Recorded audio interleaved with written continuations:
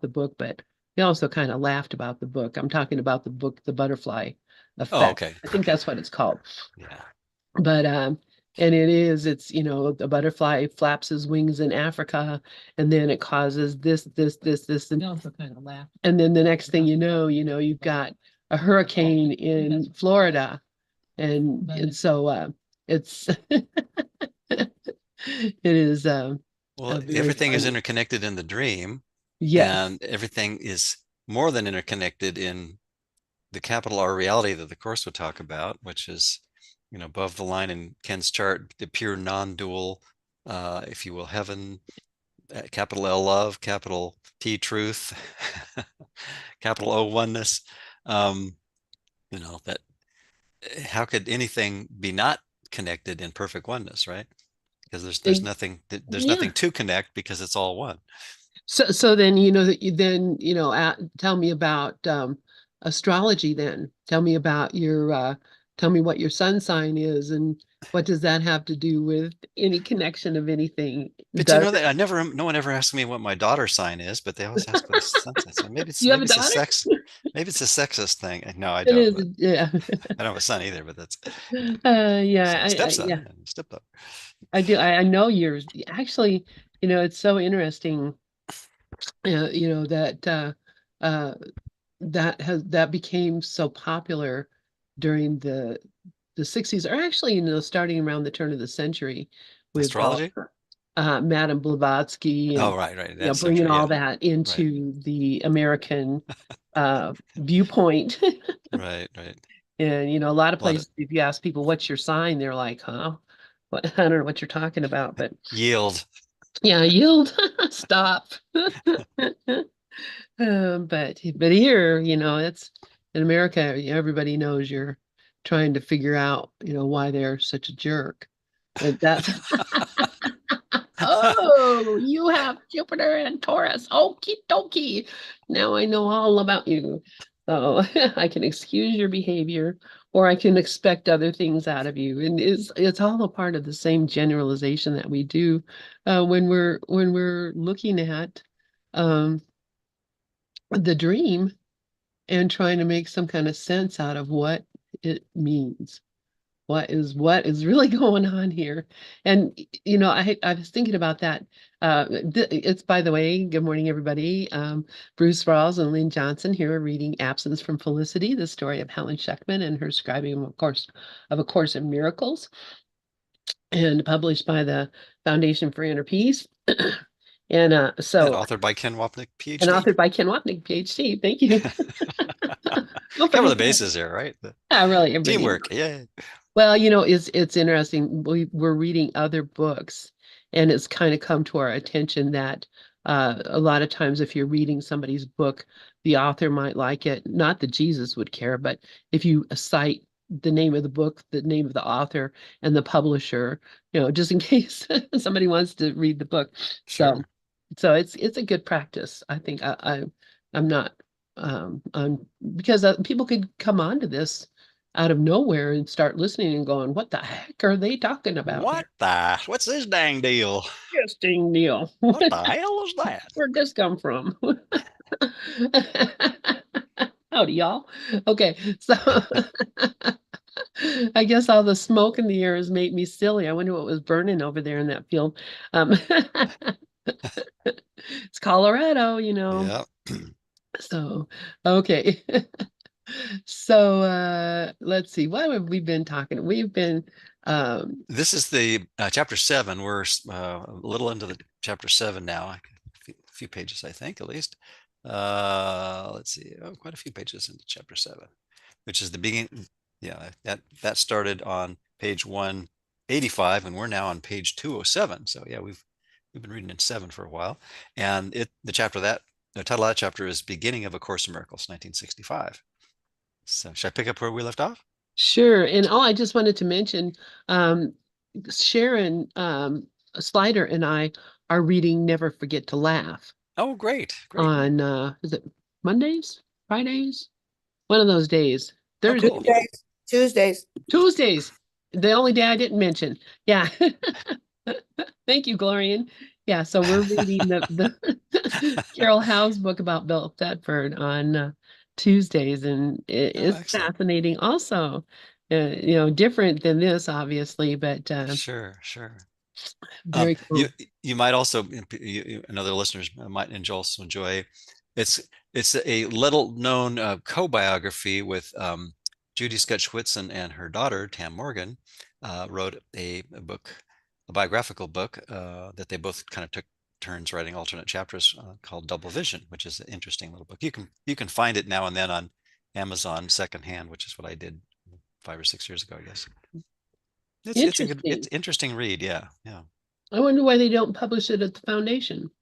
I think it was just kind of more, their personal stories. But there's some, it's definitely worth reading if you're a course fan. Double It vision. probably not as vital reading as what we're reading right now, but in terms of depth of material and the psychological depth that Ken has and insights into Helen's mind, and which really, as we've pointed out since we began this rereading, just points to the resistance we all have and how we all are in process of overcoming that with help from Holy Spirit, right?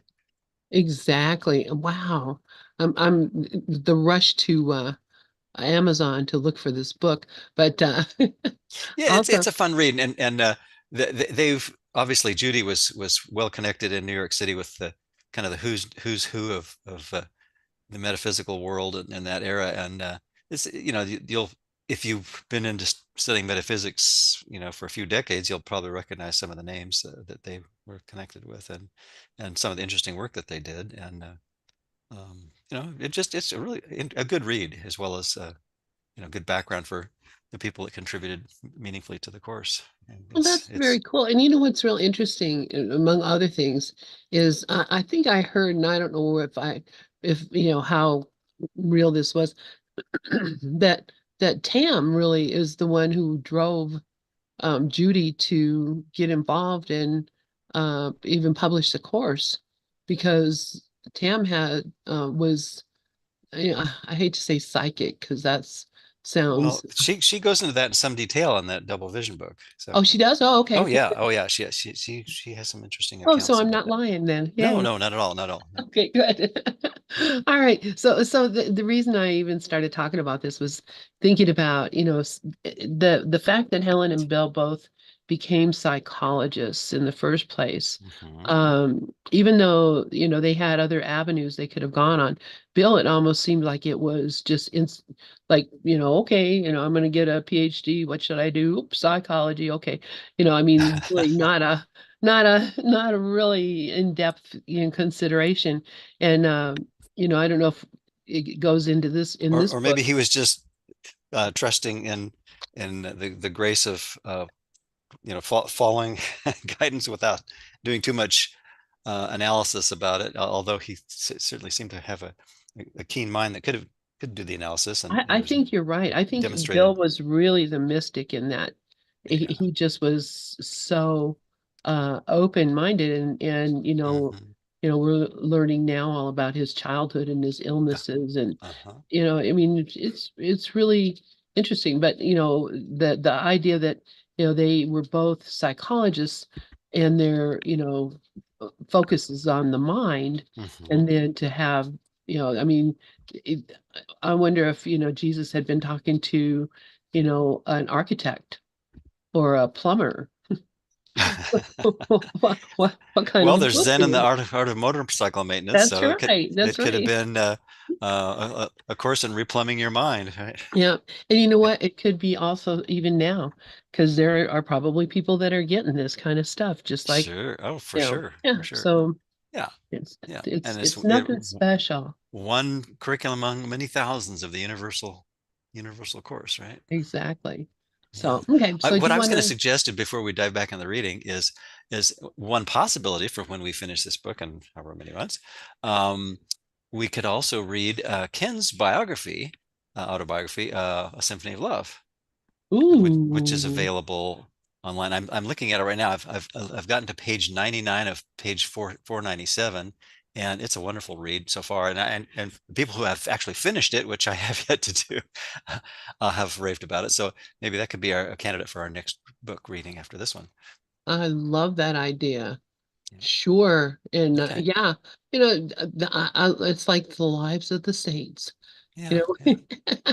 And another one that I'm just about to finish, I literally have about two and a half pages left to finish, is Ken's scholarly book. I'm not sure if I would recommend this one, certainly not for beginning course students, uh, but for biblical scholars and people interested in the course, it's a really interesting read. It's called um, Love Does Not Condemn. It's probably Ken's most scholarly book, and it compares Platonism, um, Gnosticism, Christianity, and A Course in Miracles, and it talks about the world, the devil, and what was the other one? Something like that in those traditions and those philosophies and whatnot. And it's Wow. it's quite a scholarly book. It took me probably about 3 years reading a page or two every other day. Oh, so this is till the end of time kind of book for us then. If it took you three Well, that would years. be yeah, that would be maybe the if we we decided to do one final thing when we're 105, that might be the one to do. I don't know, but yeah, after we've covered everything else that Ken has done. But for those that are interested, the last part of it, about the last, maybe 20% of the book, before the epilogue that I'm just finishing, is all about the course and how it really focuses on what the course says, and then sprinkled, lightly with some of the other things that it developed as far as the other traditions, the Gnosticism, the Platonism, Christianity, and all the different teachers of those traditions and thought systems. Many of which, if you listen to a lot of Ken's work, he mentions some of those just in passing, mostly. But in that book, he goes into much greater depth on what they were sharing and how it, compared favorably and less so to what the course is saying, in terms of alignment with the pure non-dual message. And anyway, it's an interesting read, but I think for a beginning course student, it would be probably a little bit confusing and counterproductive. But anyway, just as an FYI. Yeah. Well, and it could be. What I'm just thinking as you're telling me this, and I'm thinking about this. Um, Depending on what is happening in the world at the time, when we get to that place, there may be something that really, um, really needs to be talked about. Yeah, yeah. So, I there was may actually be, thinking who knows? oh, go ahead. Go ahead. No, I just was saying, who knows? Oh yeah, yeah, yeah. I was just thinking, as I'm finishing the last few pages of this book, it might be interesting for those who have the book to have like an informal online study group and just read those last, the last 20% or so of the book that focuses on the course, and discuss it, a page at a time or so. Yeah, I Because have it's pretty well, beautiful, well, it's not everything Ken does, just very well written. But he shares the background of the course from a little bit different perspective than he usually does, and it's just very, very nicely done. So, excellent. Well, I have a little book here, one of those little small little books of oh, Ken those are all good too. that is A Course in Miracles in Christian Philosophy, I think it's called. Okay. Uh-huh. And that might be something too. I found Tam's book. It's on I did find her last name was Cohen, apparently. Right. Uh-huh. So I am buying it right now. There you go. And Yeah, it's a fun read. It's a fun read. There's, like I say, not nearly as much, uh, metaphysical content as in what we're reading right now. But it's still, it still speaks to the search that we all have for wanting to know, what's beyond the form, and Judy and Tam's interaction is a really interesting story, and their own little special love hate, candid story, and but how they ultimately resolve so much of that, oh, I and love it. here's Tam at at the head of that Okay. organization, as it turns out, Yes. and doing some great work with. I especially enjoy the weekly Miracle Voices podcast Yeah, with she's doing Matt. amazing Yeah, stuff over there. yeah. And then they have, once or twice a month they have a um, a webinar that's online, and then they did. Was it? It's Yeah, not YouTube, but those it's webinars are very interesting, yeah, yeah, because yeah. what I found from watching that is she is fearless.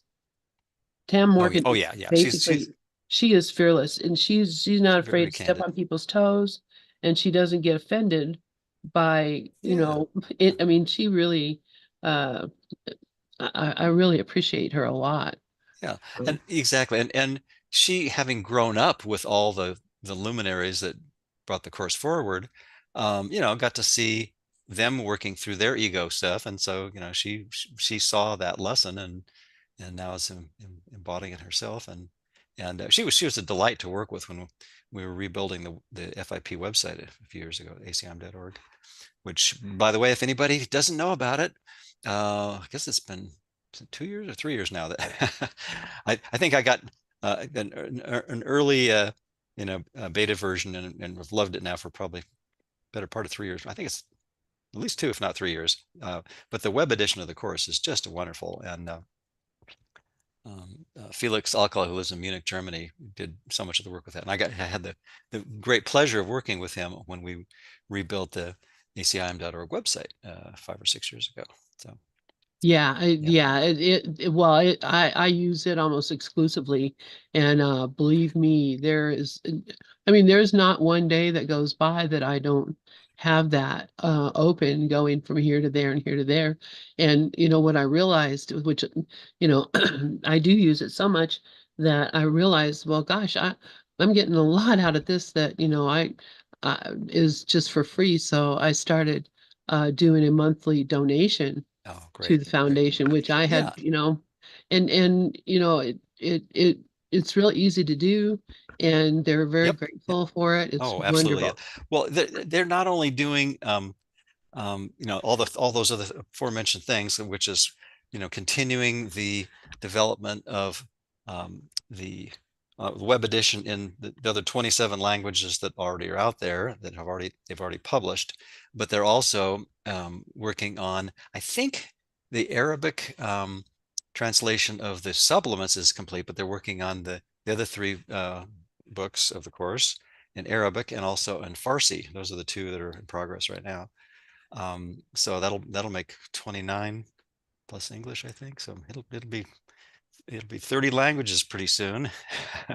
That is And amazing. yeah, and then they've got all the audio versions of each of those languages to do. And then when you figure the web edition, the books, there's a lot that they're doing, and considering what they're trying to get done with a shoestring and a very minimal staff, it's pretty phenomenal. So that's why I always refer to the Foundation for Inner Peace and Foundation for A Course in Miracles as the two sister organizations of the course, and both worthy of whatever support course students feel inspired to contribute to. Yeah.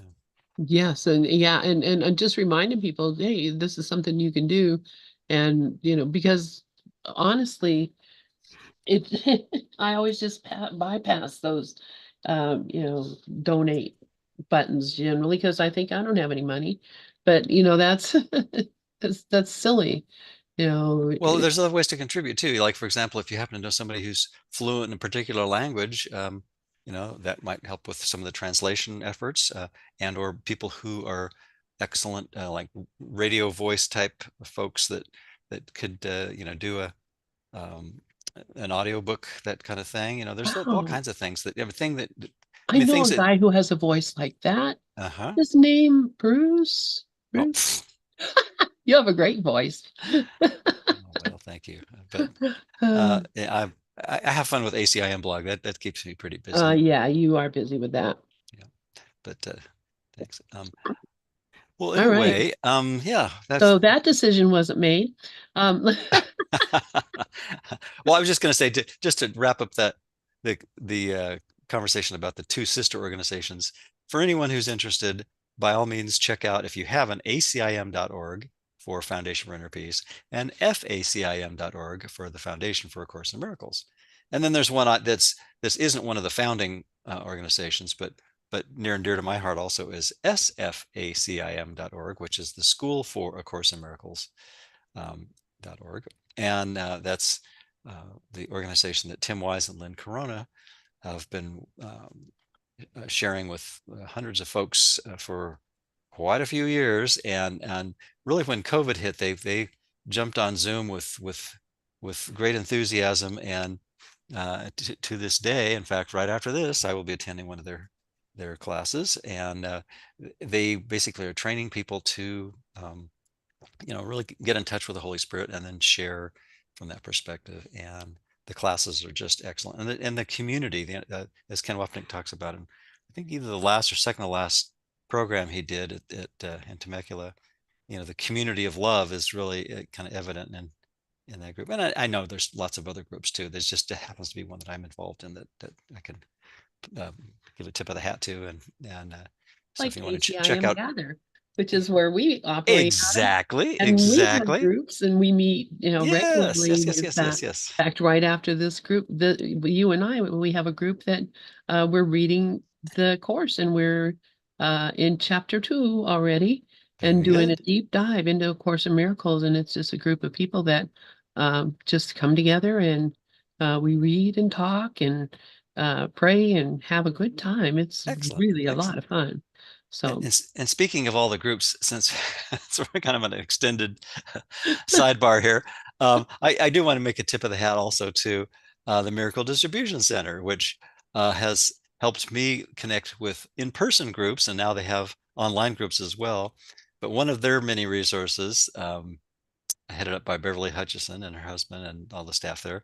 I haven't actually met Beverly or been there, but I've benefited from their work for years, and particularly they did have an online version of the course, which I was used quite a bit until the web edition came out, which kind of surpassed it by leaps and bounds in many different areas. But it's a good backup.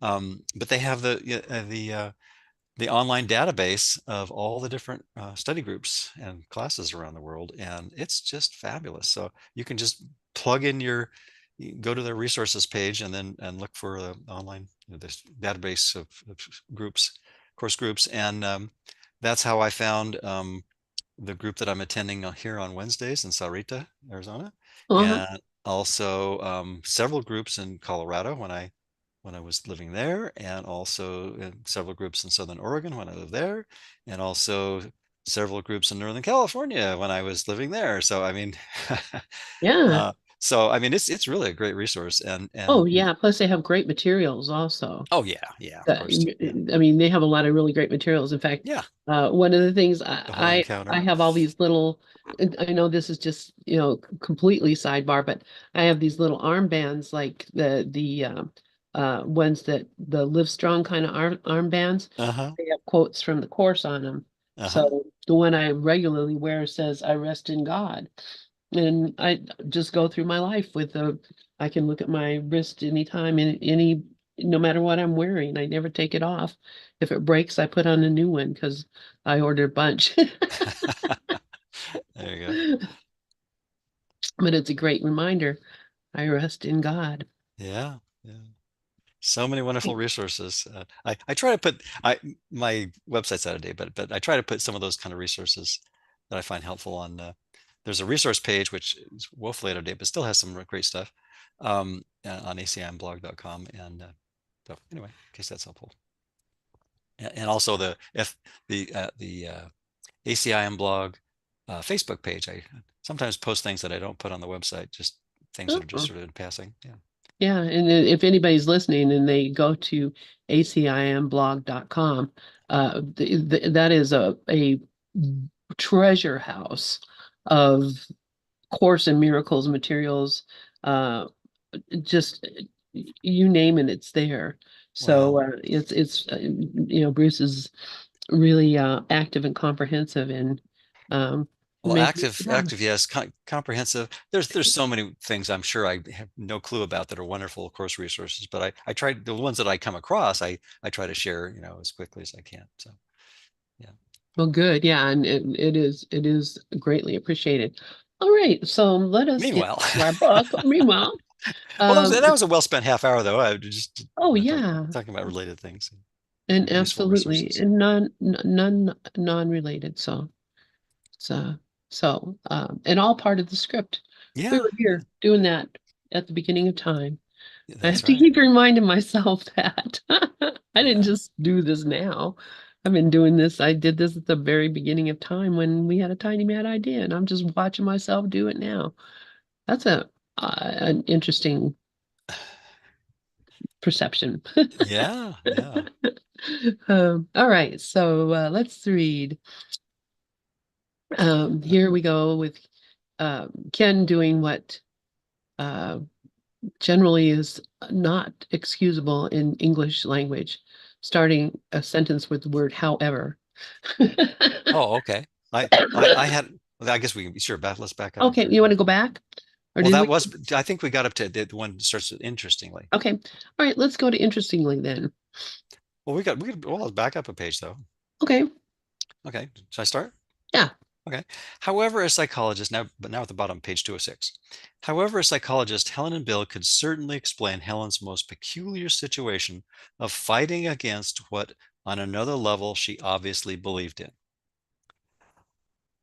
Yeah, I have this whole paragraph underlined, so it's probably good to reread it. Starting with, they understood the dynamic of dissociation, wherein one splits apart the two parts of the self that are in seeming conflict, thereby allowing them to continue to coexist in the mind. The two selves, of course, are the parts of the mind containing the thoughts of the ego and the Holy Spirit. When brought together, the ego must vanish, just as darkness disappears in the presence of light. Therefore, the ego's defensive system protects its thought of fear by dissociating the love that threatens its existence. Now, this is a biography about Helen Schuckman, but I would submit that this is applicable to every one of us. So, as always, Ken always inexorably brings the specific back to a generalizable, helpful thought, and this is certainly one of them, isn't it? Really, yeah. I mean, he can't help himself. Well, he could, but he's helping everyone, including himself. That's true. Yeah. Yeah. Okay, I'll go on. Interestingly, Columbia Presbyterian did its part to aid the dictation as well. In 1963, Bill was surprisingly and unexpectedly appointed to the Research Planning Committee, whose responsibility was to allocate space in a new research building that was being constructed. The building was to be named after William Black, the coffee magnate, chock full of nuts, in parentheses. I had no idea. I don't remember reading that before. I probably glossed over it. And a major donor of the medical center. That's why all those medical reports come out about saying how good coffee is for you.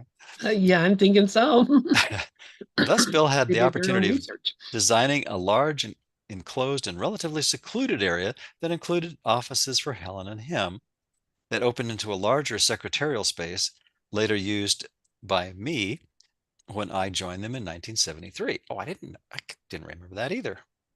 Oh, okay. No, I didn't either. Okay, That's so interesting. Ken was actually using some of their secretarial space. Okay, in 73.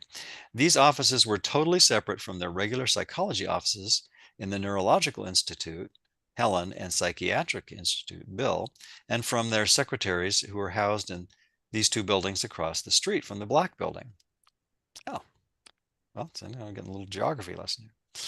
Bill was Oh, also able to procure an elaborate telephone hookup so that they could be in easy verbal communication with the rest of the department and yet retain their physical privacy.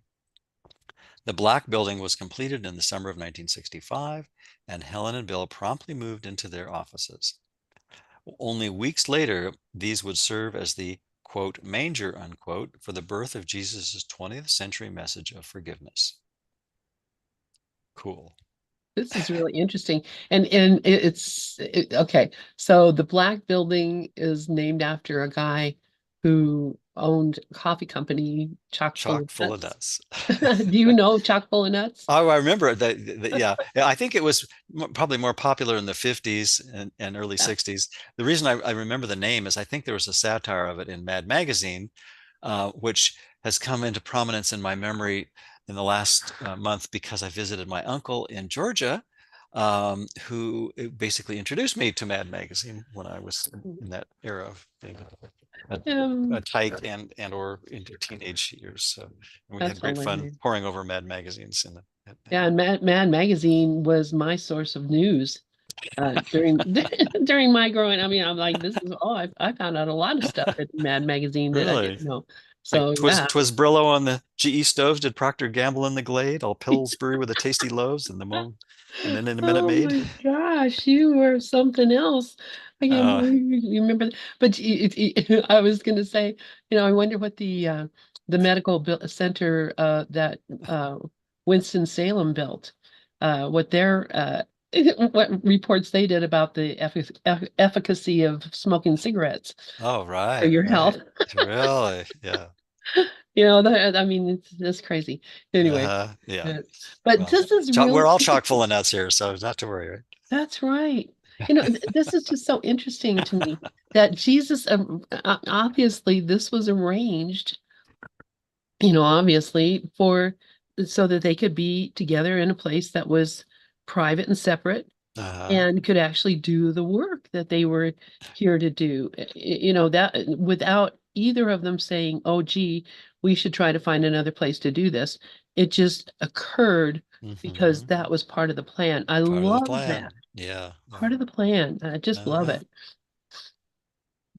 I kind of picture their Bill's office as sort of the inner sanctum, where in Bill and Helen's office, their office is, it's sort of like you go through the outer gate and then the inner gate, and finally you're in, in that inner sanctum. Like the old temples in Egypt were constructed. We went in a few of those along the Nile, and in 1992. Mm, And yeah, there. also, it kind of reminds me of the inner and outer shield of oblivion. The the wonderful, uh, uh, very briefly mentioned in lesson 136 idea that the outer shield of oblivion is the world that keeps us mindless, because its propaganda 24/7 is the world is doing this to you.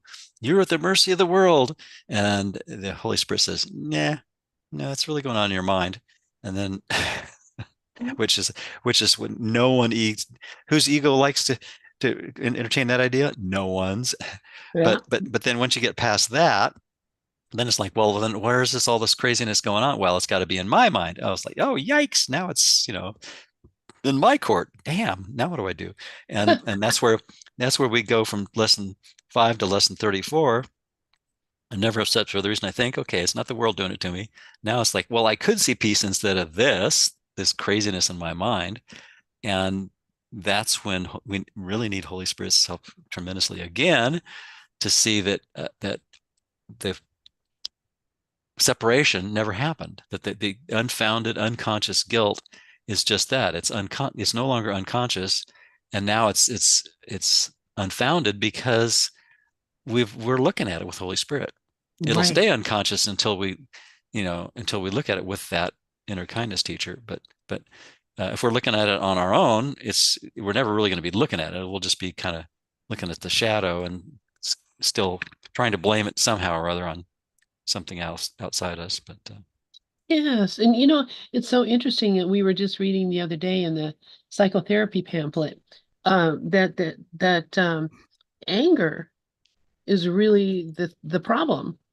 And I never it never occurred to me because I always think, guilt but what am I guilty for? Because of anger.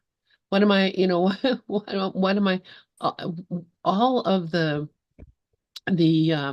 uh the problems that appear to be problems are anger.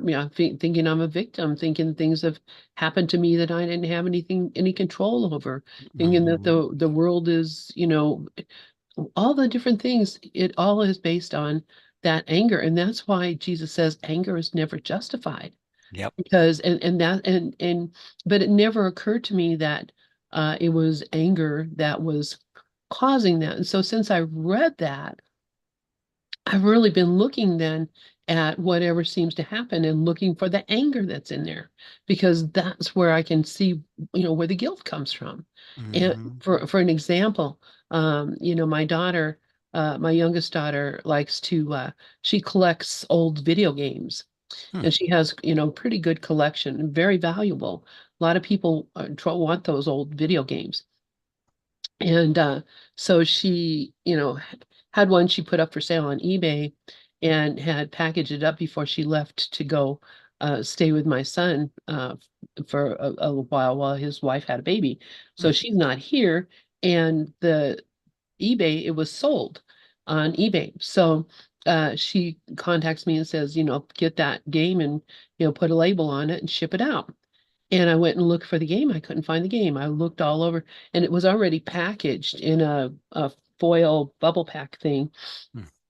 And look for it, look for it. All right, what's the first thing that came to my mind?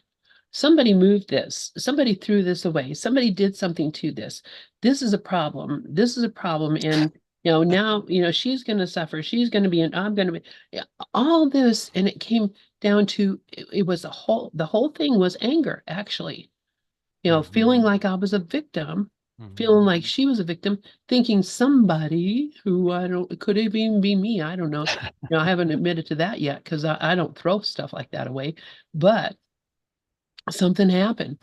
And just that little thing got me going, looking at all the anger that I hold for everything, anything that anybody does that affects me in any way, I become the victim and I'm angry.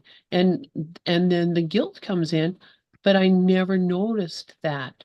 So now I can look at it and look at, oh, I'm I'm feeling Holy Spirit help me to let go of this guilt, let go of these thoughts of anger, this fear that came up because of course fear came up right out of it because oh, what am I going to tell her? She's going to have a problem with eBay.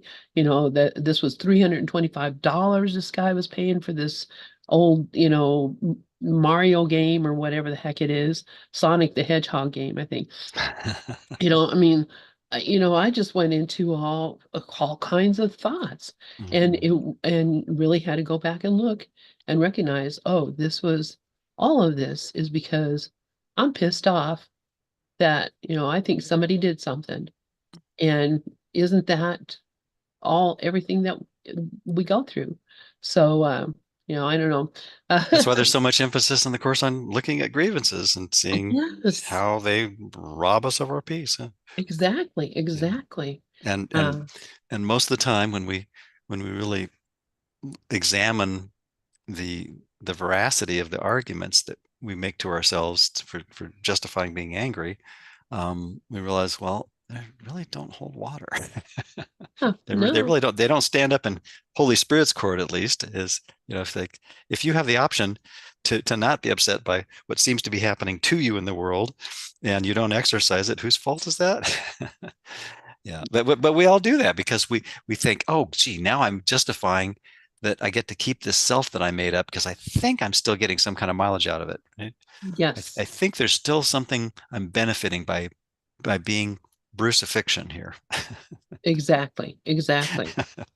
And instead of just considering the idea, well, maybe there's another identity that we all share that could actually be a source of, and really is an eternal source of unchanging, unyielding, invincible peace. Yeah, because there's nothing outside of it right, except in my dreams. except in my dreams.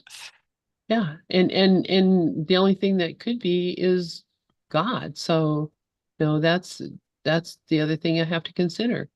Yeah, That yeah. God is in everything. So, uh, there nothing has gone wrong, or Hmm. I mean, 100 years from now, there won't be somebody saying, "But I didn't get my Mario game," or it didn't happen.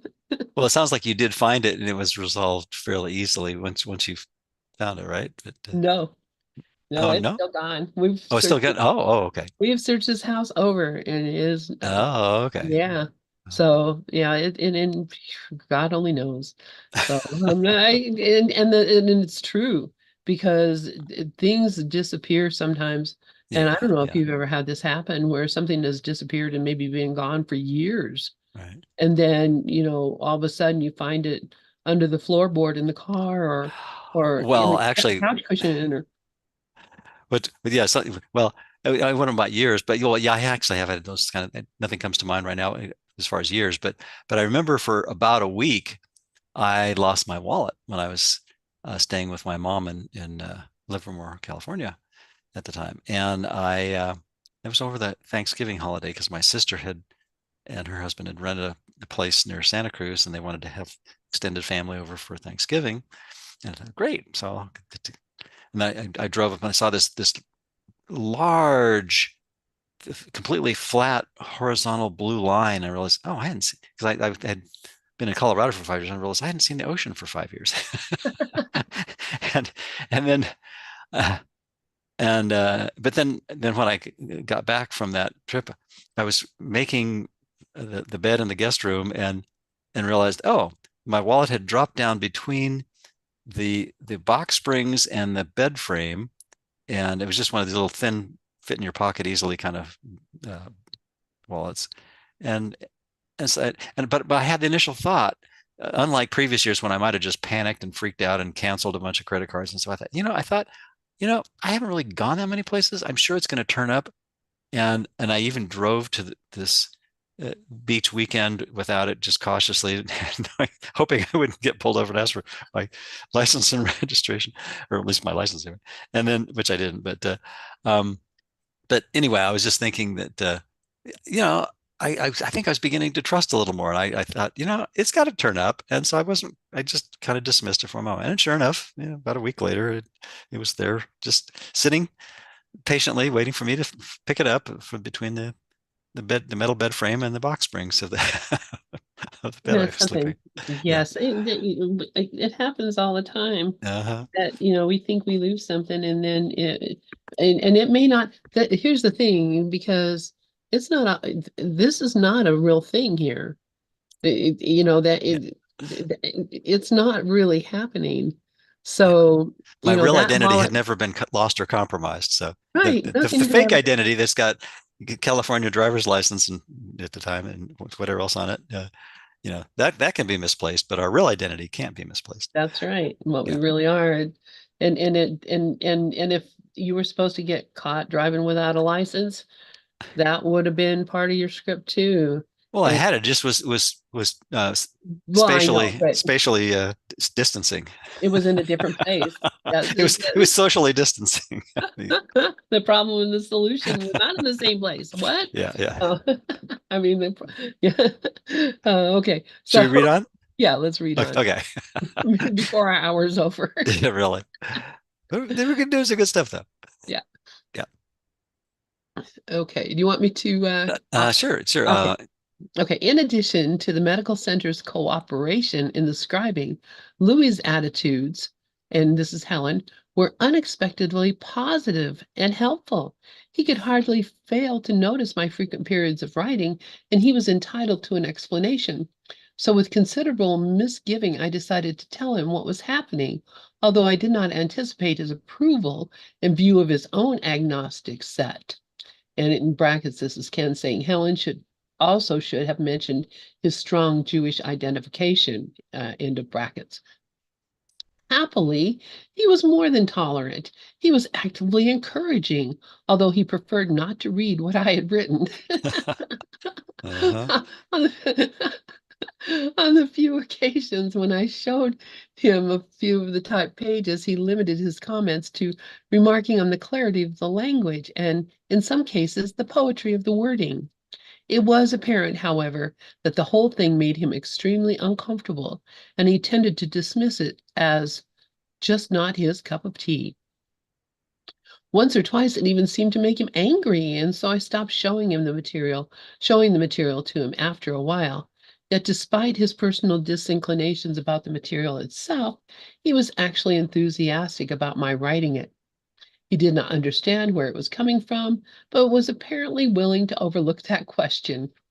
Every once in a while, he would remark that the thing was really quite surprising, and once he went so far as to say that he often thought about what an odd thing it was. He even recognized on occasion certain similarities between the bits I showed him and some mystical concepts he had read about somewhere. he had read about somewhere. There we go. The writing process itself, he quickly began to take more or less for granted and did not seem to find it anxiety provoking. And so it probably was a kind of a relief to him. She's got something to do now. So Really? Well, he didn't have to entertain her or whatever. So. yeah, she didn't have to go out shopping or, Right. There you go. Probably a boon to their budget. I She's guess less so. shopping. Yeah. Oh my gosh. Who knows? Okay, so Ken says, where are we at here? Okay, perhaps this is the place to intersperse a few words about Louis. At the time of Helen's death, they had been married over 48 years, and in their own unique way were an ideally matched couple. Though they were different on all levels and in many ways lived separate lives, they remained totally devoted to each other. To the day she died, Louis stood in awe of Helen's intelligence, and this from a man who, when Helen was practicing the administration of the Wechsler Adult Intelligence Scale, which is a standard IQ test for graduate school, scored an almost unheard of perfect score on the verbal scale of the test. How Wow. appropriate for someone who's channeling the course. Huh? Well, it's that Louis did this. Louis, I think she Oh, did I misread practiced. that? Yeah. Yeah, she practiced it with Louis, and Louis Oh, was really? Well, so maybe that's he's yeah, reinforcing the idea that they were suited for each other because they both had tremendous intellects, I guess so, yeah. and Well, and it linguistic wasn't his ability. business. Yeah. He was in the book business, so Right, right, right. he was Yeah. obviously interested in literature and Oh, reading. yeah, yeah. So, okay. Hmm. Louis is a Jew and very much identified as one.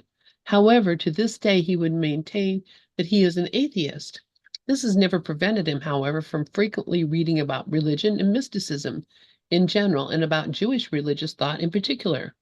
When I questioned him about his atheism one day, he replied that he did not believe in God because he was afraid that he would punish him because he was so sinful.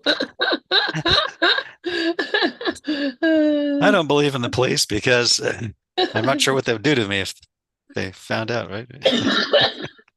I missed that stoplight. Excuse me, that's Yeah, the smoke. Okay, so oh, that's hilarious. I don't believe in God it because I'm is. That afraid he's is. going to hurt me. While Louis had his fair share of guilt, like everyone else, he nonetheless led a life characterized by a gentle benignity, except to himself, and a real concern for the welfare of others.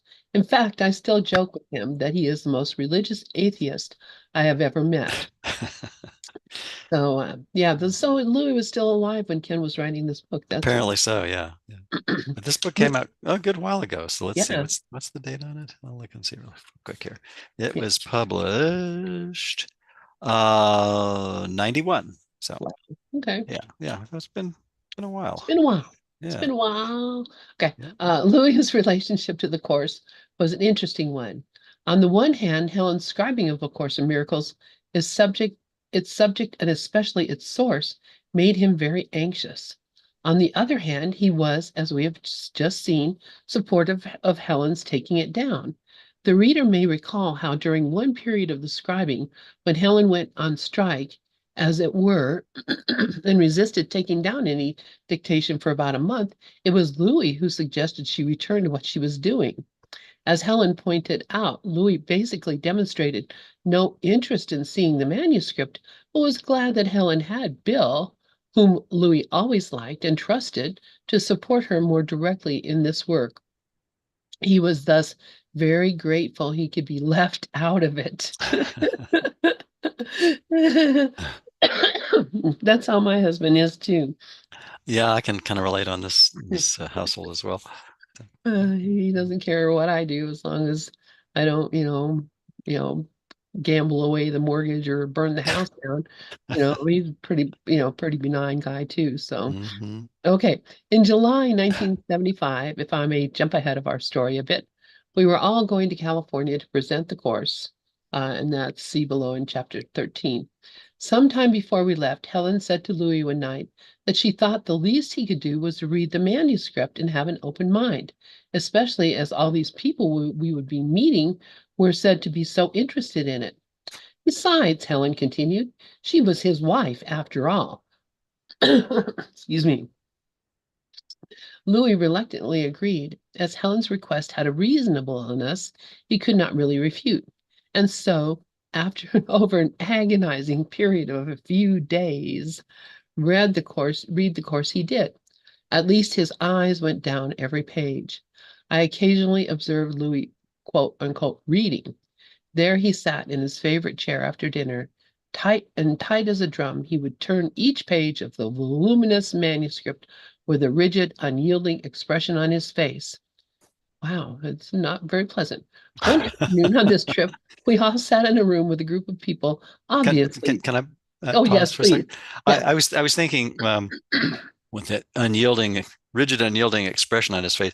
I was thinking about reflecting on some of the videos that are put out by the Foundation for A Course in Miracles, where Ken is speaking, and there's plenty of things where his Ken's sense of humor is evident, and people are laughing and smiling and that sort of thing. But when Ken's going over the material that in the course that reflects the responsibility we all have to look at our own inner demons and our projections, basically, and using the Freudian jargon of repression and projection and resistance and all those kind of things, which I think are really important ideas in the course.